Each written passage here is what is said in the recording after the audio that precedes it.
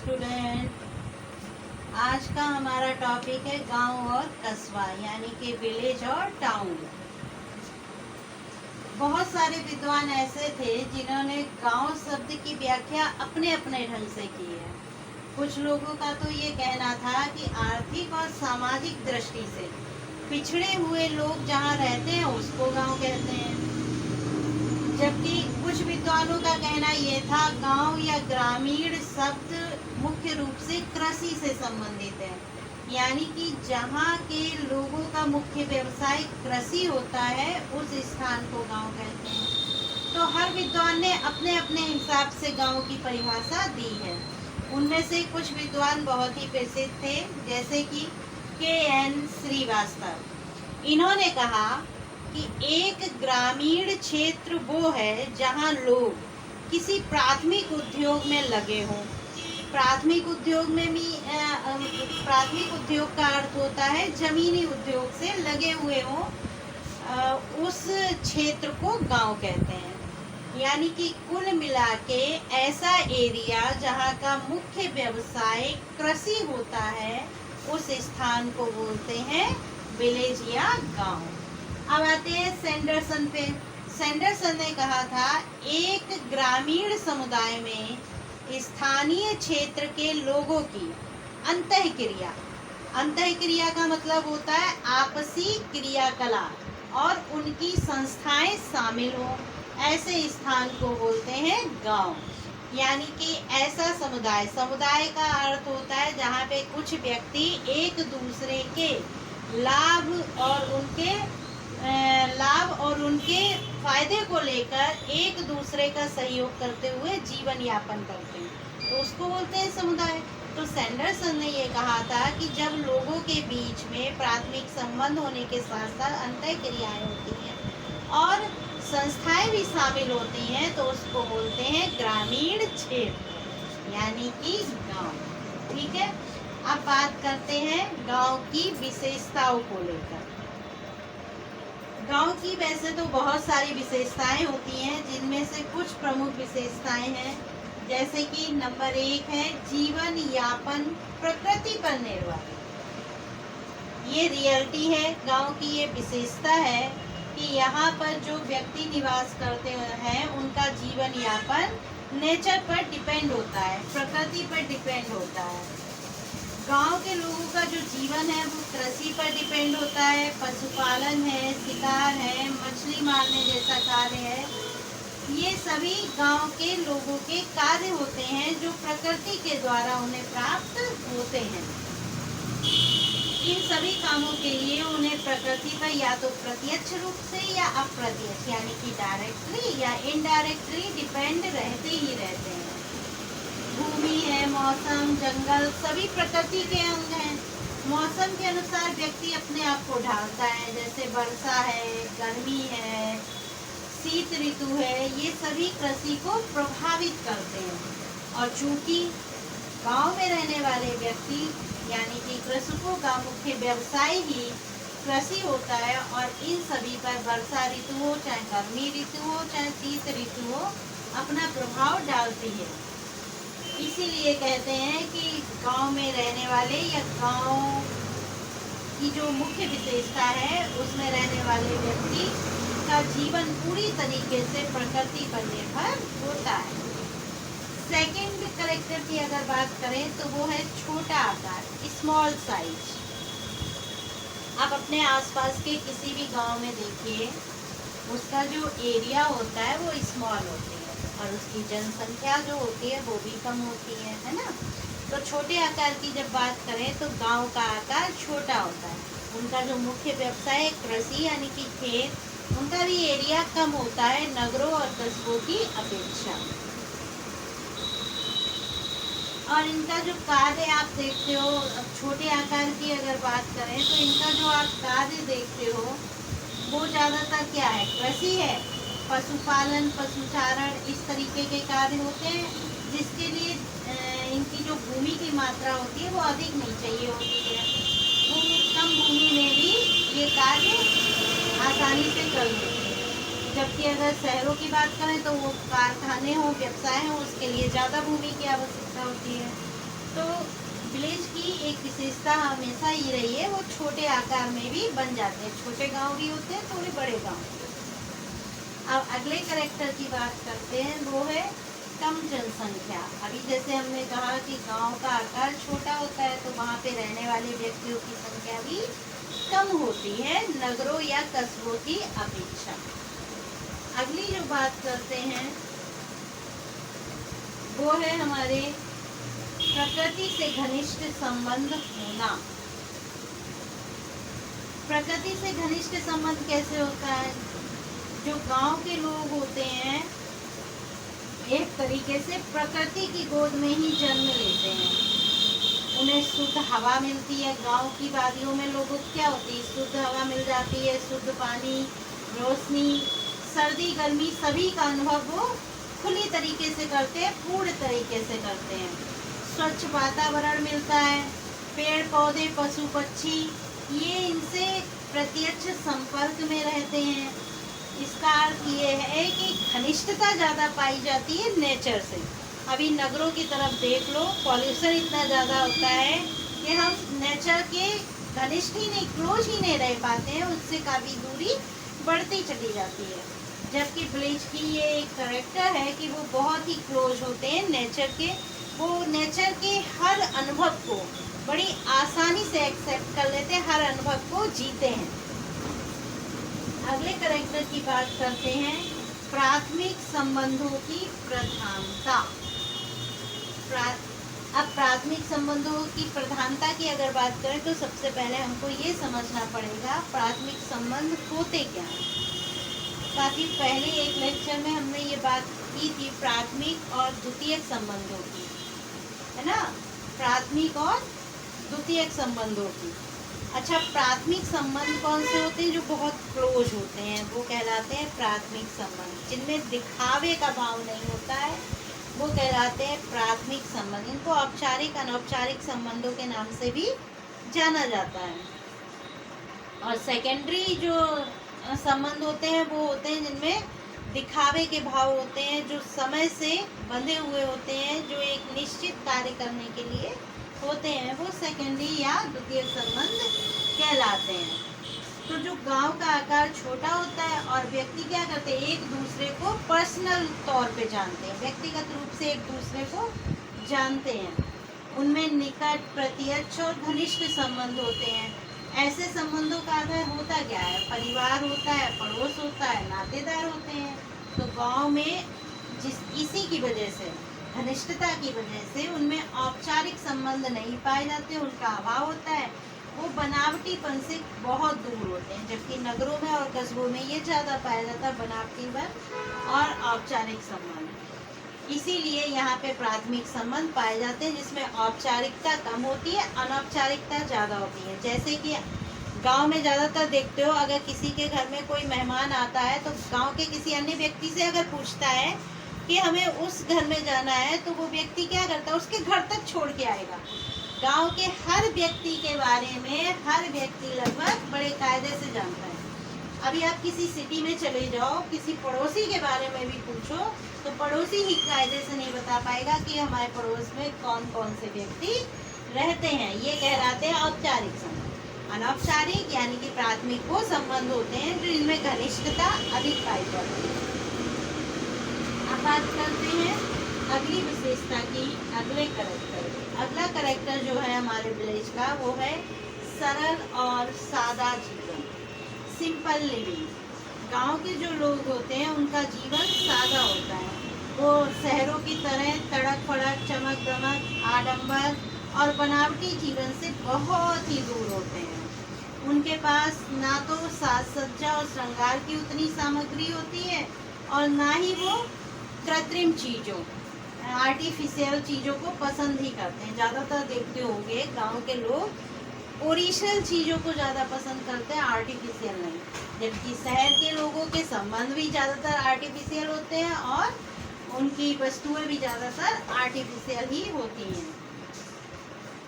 और सबसे बड़ी बात, गांव के लोगों की आय भी, इनकम भी उतनी नहीं हो पाती है जिससे वो ज़्यादा फालतू की चीज़ें या साज सज्जा की चीज़ें खरीद सकें। शुद्ध शुद्ध हवा, मोटा वस्त्र और अच्छा व्यवहार इन्हें पसंद होता है, इसीलिए ये सादा।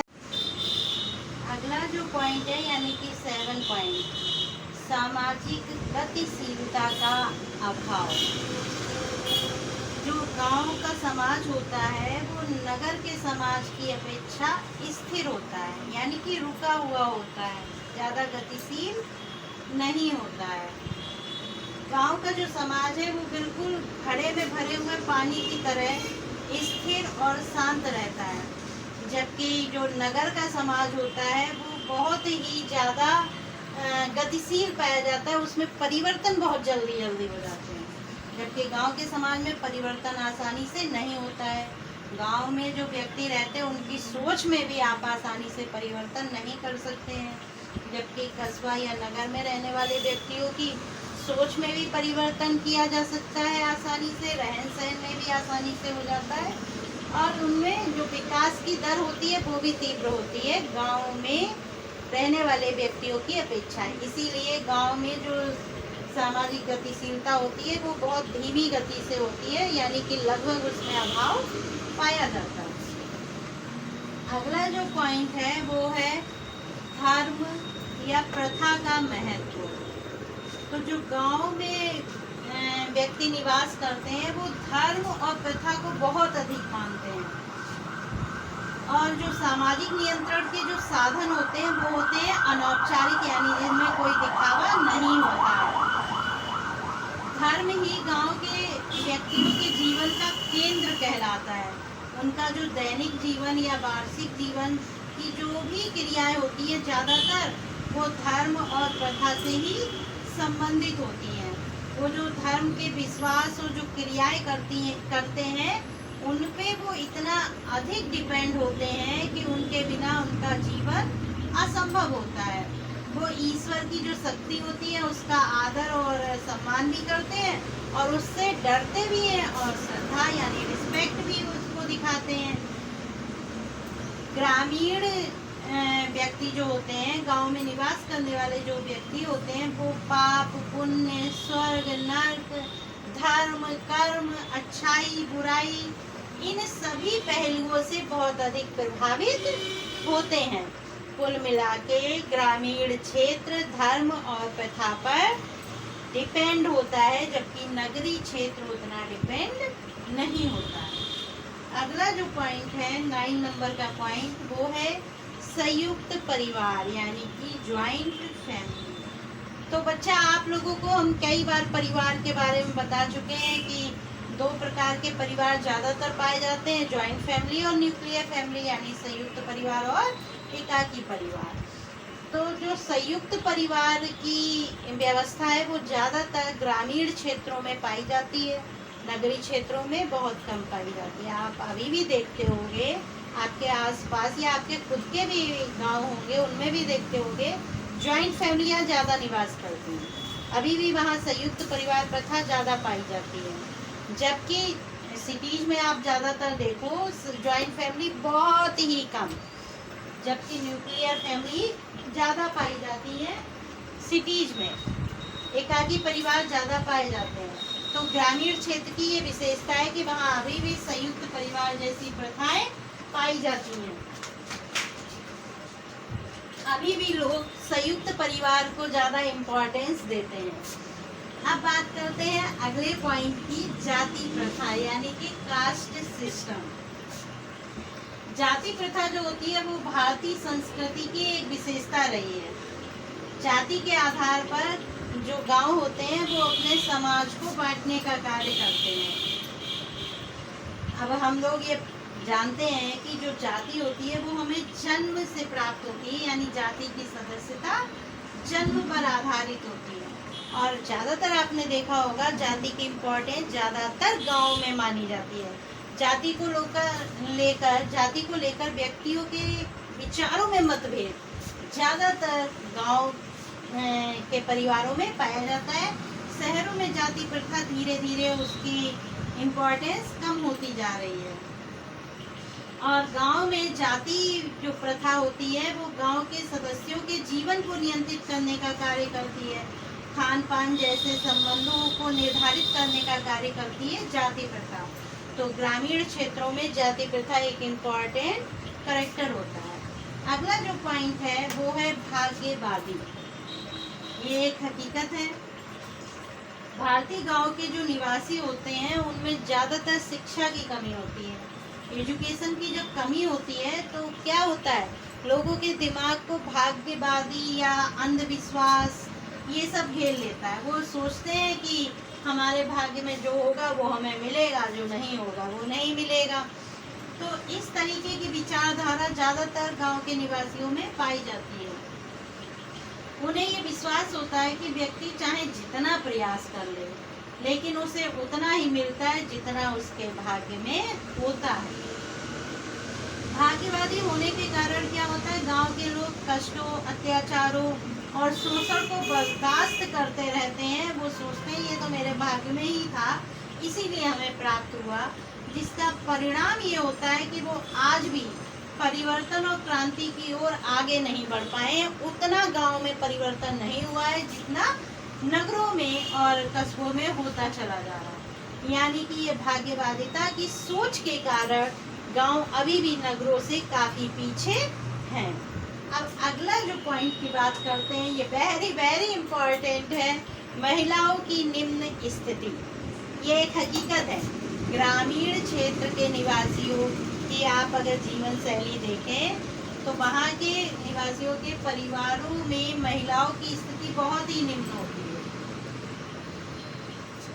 बहुत ही दयनीय होती है। उन्हें दासी के रूप में समझा जाता है। ज़्यादातर वहाँ कन्यावध, पर्दा प्रथा, बाल विवाह, विधवा पुनर्विवाह ना करने देना, आर्थिक रूप से पुरुषों पर निर्भर रहना, परिवार की संपत्ति पर महिलाओं को अधिकार न देना, ऐसे कई कारण हैं जो महिलाओं की निम्न स्थिति को दर्शाते हैं। तो ग्रामीण क्षेत्रों में महिलाओं को अधिक से अधिक अधिकार प्राप्ति नहीं है, उन्हें बहुत ही निम्न अधिकार प्राप्त है, जिसकी वजह से उनकी स्थिति बहुत ही दयनीय होती है ग्रामीण क्षेत्रों में। अगला जो पॉइंट है वो इसी से रिलेटेड है, अशिक्षा। भाई महिलाओं की स्थिति निम्न क्यों होती है? क्योंकि वहाँ पे अशिक्षा जैसी स्थिति ज़्यादा पाई जाती है। वहाँ की जनसंख्या ज़्यादा शिक्षित नहीं होती है। और कहें तो फिर पुरुष तब भी, यानी कि मेल तब भी शिक्षित हो जाते हैं, फीमेल तो बहुत कम शिक्षित होती हैं, यानी कि उनकी संख्या शिक्षा को लेकर बहुत ही कम होती है। और जिसकी वजह से क्या होता है, उनका शोषण होता रहता है, उनमें जागरूकता ही नहीं आती है। सर्व शिक्षा अभियान तो चलाया गया सरकार की तरफ से, अब तो काफ़ी हद तक ग्रामीण क्षेत्रों के बच्चे भी शिक्षित हो रहे हैं, फिर भी महिलाओं की शिक्षा पुरुषों की अपेक्षा बहुत ही कम है। अगला जो पॉइंट है वो है आत्मनिर्भरता, इम्पॉर्टेंट पॉइंट।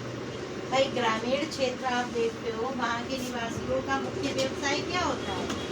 कृषि होता है। इसके अलावा भी कई व्यवसाय वो अपना करते हैं, जो हाथ के द्वारा बनाए गए कार्य करने का, हाथ के द्वारा जो बनाए गए सामानों का कार्य होता है वो भी करते हैं। तो वो कहीं ना कहीं आत्मनिर्भर होते हैं, उन्हें अपने कार्यों के लिए दूसरे पर निर्भर नहीं रहना पड़ता है। सामाजिक क्षेत्र की ये ज़्यादातर बात है, आत्मनिर्भरता, क्योंकि आर्थिक क्षेत्र में भले ही वो कमज़ोर हों, पर सामाजिक, सांस्कृतिक और राजनीतिक क्षेत्र में कहीं ना कहीं वो आत्मनिर्भर होते हैं। राजनीतिक दृष्टि से देखो, पंचों द्वारा गांव के विवादों को भी निपटा दिया जाता है आसानी से। प्रत्येक गांव के अपना अपना कल्चर होता है। हाँ, बस यातायात के औद्योगिकरण के साधनों में वो पिछड़ जाता है, लेकिन कहीं ना कहीं वो सेल्फ डिपेंड होते हैं। तो ये तो है हमारे ग्रामीण क्षेत्रों की मुख्य विशेषताएं। अब हम लोग बात करेंगे कस्बे के बारे में। अगला जो है वो है कस्बा, यानी कि टाउन। जो कस्बा और टाउन होता है वो गांव से थोड़ा बड़ा होता है और नगर से छोटा होता है। यानी कि यहाँ की जो जनसंख्या है व्यक्तियों की, वो गांव में रहने वाले व्यक्तियों की संख्या से अधिक और नगर में रहने, यानी शहर में, सिटी में रहने वाले व्यक्तियों की संख्या से कम होती है। गांव और नगर को जोड़ने वाला वो कहलाता है कस्बा। गांव और नगर के बीच के एरिया को बोलते हैं कस्बा या टाउन। रिच थोवेल ने तो कहा था कि कस्बा एक संगठित समूह है जिसमें प्रमुख व्यवसाय जो होता है वो कृषि के अलावा भी होता है, जैसे उद्योग हैं और दुकानें हैं, अन्य तरीके के व्यवसाय वो सभी कस्बे के अंतर्गत किए जा सकते हैं। यानी कस्बा वो समूह होता है जिसका मुख्य व्यवसाय सिर्फ कृषि नहीं होता है बल्कि व्यापार भी, उद्योग भी होते हैं। तो ये कहा था रिच थोवेल ने। अब बात करते हैं कस्बे की विशेषताओं के बारे में। कस्बे की जो विशेषता है वो पहली विशेषता ग्रामीणता और नगरीयता की विशेषता। अच्छा, कस्बा जो होता है वो ग्रामीण की विशेषताओं से भी विशेषताओं को भी अपने में शामिल कर लेता है और नगर की विशेषताओं को भी अपने में शामिल कर लेता है। यानी कि टाउन में विलेज और सिटी दोनों की विशेषताएं, दोनों के तत्व पाए जाते हैं। कुछ भाग तो होते हैं गांव के और कुछ भाग होते हैं नगर के। यानी कि इनकी जीवन शैली कुछ कुछ होती है विलेज की और कुछ कुछ होती है सिटी की। दोनों का मिश्रण होता है, वो होता है टाउन। सेकंड जो पॉइंट है वो व्यापार और उद्योग के बारे में है। जो रेटजेन थे, एक विद्वान थे रेटजेन, इन्होंने कहा कि कस्बा व्यापार और उद्योगों से संबंधित है। जो कस्बा होता है उसमें कई तरीके के व्यापार किए जाते हैं, उत्पादन किया जाता है और कई दुकानें की जाती हैं, उद्योग किए जाते हैं।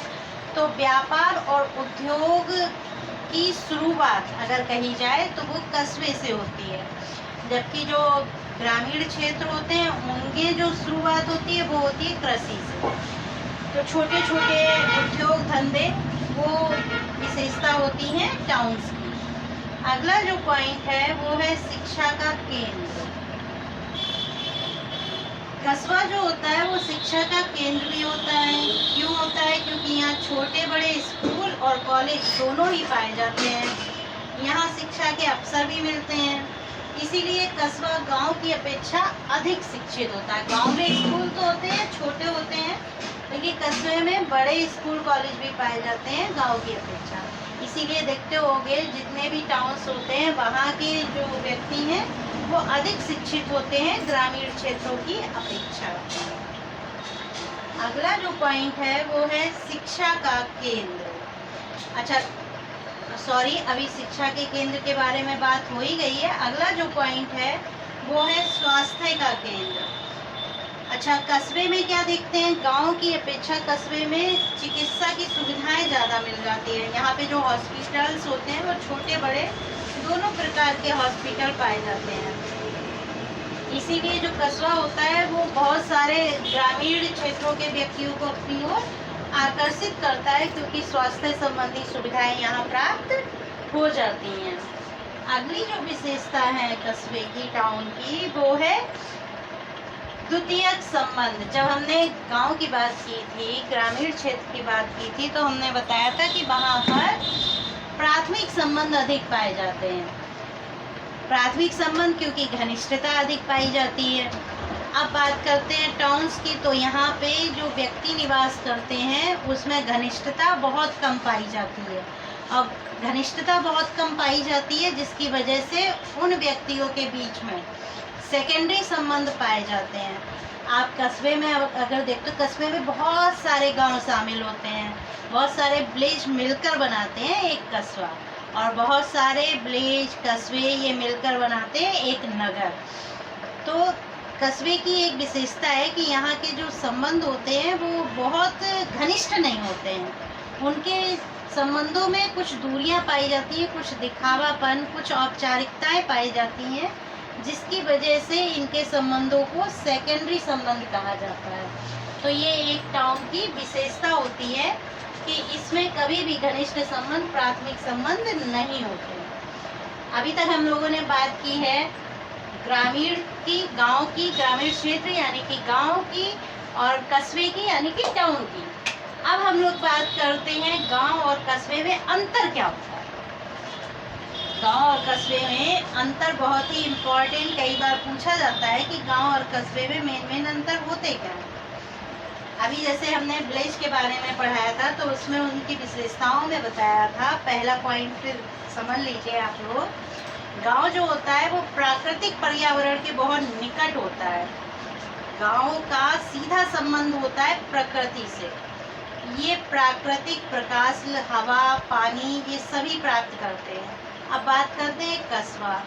कस्बा जो होता है वो नेचर के बहुत अधिक निकट नहीं होता है, प्राकृतिक पर्यावरण के ज़्यादा निकट होता है। जैसे कि जो मानव के द्वारा पर्यावरण बनाया जाता है उसके निकट ज़्यादा होता है। यहाँ पे कृत्रिम प्रकाश, हवा, आग, पानी ये ज़्यादा पाए जाते हैं। ईंट, पत्थर, लोहा ये इसका ज़्यादा अंग होता है। कस्बे का ये ईंट, पत्थर, लोहा ये ज़्यादातर कस्बे में ज़्यादा यूज किया जाता है और क्या कहते हैं ग्रामीण क्षेत्रों में कम यूज किया जाता है। आगे अगर हम बात करें गांव और कस्बे की, तो गांव का मूल रूप जो होता है वो होता है कृषक समाज। क्यों होता है कृषक समाज? क्योंकि इसके ज़्यादातर लोग जो होते हैं वो कृषि से जुड़े होते हैं, जबकि कस्बे में ज़्यादातर लोग कृषि से नहीं जुड़े होते हैं बल्कि व्यापार या उद्योग से ज़्यादा जुड़े होते हैं। यहाँ उद्योग धंधे और व्यापार की स्थापना ज़्यादा होती है, इसलिए लोग क्या करते हैं, वस्तुओं का निर्माण, यांत्रिक कार्य, व्यापार, व्यवसाय इस तरीके के कार्य ज़्यादा करते हैं। तो जो ग्रामीण व्यक्ति होते हैं या जो विलेज होती है उसकी विशेषता होती है कृषि, और जो टाउन होते हैं यानी कस्बे उसकी विशेषता होती है व्यापार। अगले पॉइंट पे अगर बात करें तो गांव का जो आकार होता है, आकार की दृष्टि से भी अगर देखें तो गांव के आकार छोटा होता है और जबकि कस्बे का आकार बड़ा होता है। ठीक है। आगे अगर हम बात करें, गांव का प्रमुख अगर कार्य देखे जाएं तो कृषि के अनुसार ही अपनी आवश्यकताओं की पूर्ति करते हैं गांव के व्यक्ति।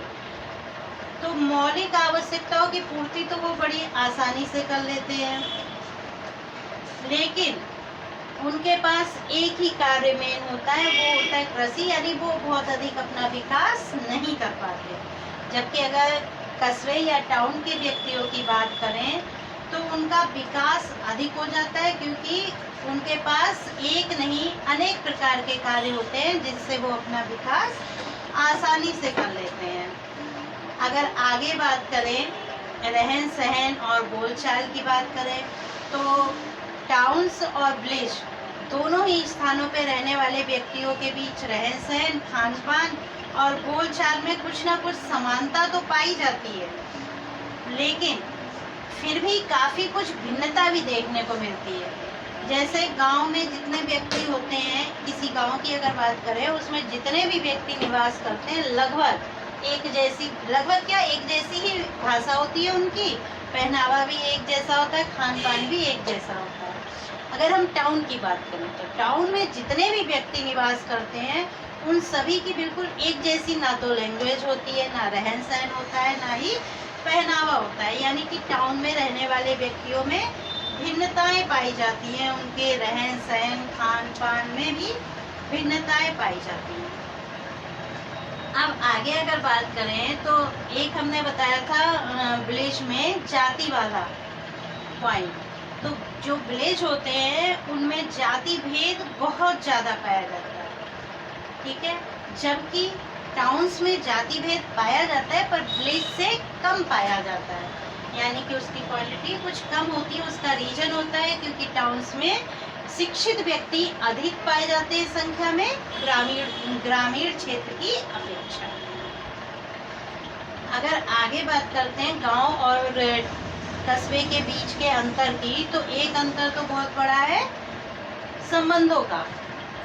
जो ग्रामीण क्षेत्र होते हैं उनमें प्राथमिक संबंध पाए जाते हैं, घनिष्ठता के संबंध पाए जाते हैं, जबकि टाउन या और कस्बे में द्वितीयक संबंध यानी कि सेकेंडरी संबंध पाए जाते हैं। ये एक बहुत बड़ा अंतर होता है विलेज और टाउन्स के बीच में। तो स्टूडेंट, आज हम लोगों ने बातचीत की थी विलेज, टाउन और इन दोनों के बीच के डिफरेंस की। तो अगर आप लोगों को ये वीडियो अच्छा लगा हो तो इसको लाइक और सब्सक्राइब जरूर करिएगा। Thank you.